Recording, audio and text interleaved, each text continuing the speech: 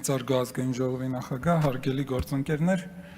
մի քանի օր առաջ Ռոբերտ Քոչարյանը կրկին հարցազրույց տվեց իր 5-րդ ալիք հեռուստաընկերությանը եւ նա ասում է, որ 2018-ից 2020 թվականներին տպավորություն է ունեցել, որ Հայաստանի իշխանությունները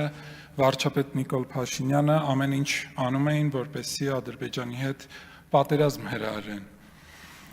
Սա բառացի մեջ բերում է, Քոչարյանը նաև ասում է, որ Նիկոլ Փաշինյանը Ղարաբաղյան հարցում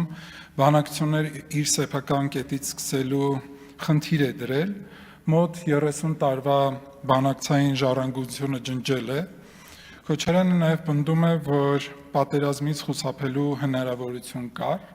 բայց հարգելի գործընկերներ, ես ձեր ուշադրությունը հետևյալ հանգամանքի վրա եմ հրավիրում։ Իրականում ով է Քոչարյանի եւ նրա թիմի խոսույթի հեղինակը։ Չզարմանաք, հարգելի գործընկերներ, եթե ասեմ, որ այս մտավարժանքի հեղինակը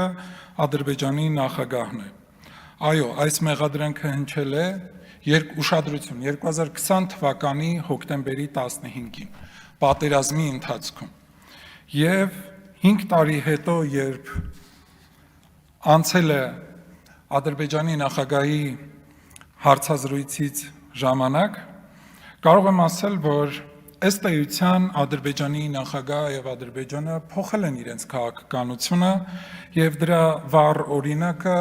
դեմարկացված եւ դելիմիտացված խմբի ձևավորումն է, որի արդյունքում Հայաստանի եւ Ադրբեջանի միջև այլևս գոյություն ունի դեմարկացված եւ դելիմիտացված սահման։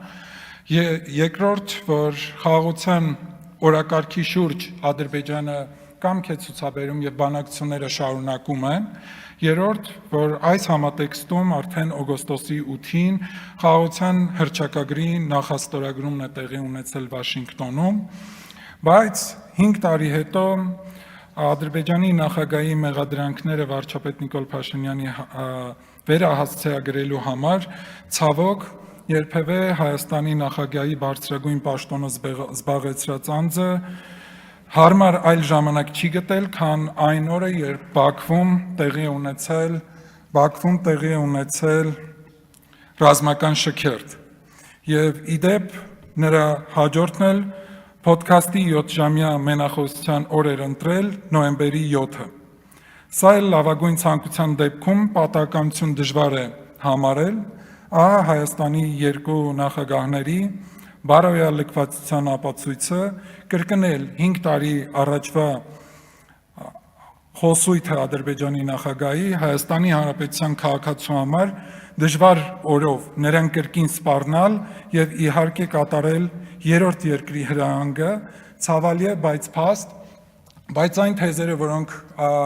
մեր քաղաքական ընդդիմությունը մեջ է բերում, դրանք սպանված են եւ սպանված են Հայաստանի Հանրապետության ժողովրդի կողմից։ Շնորհակալություն։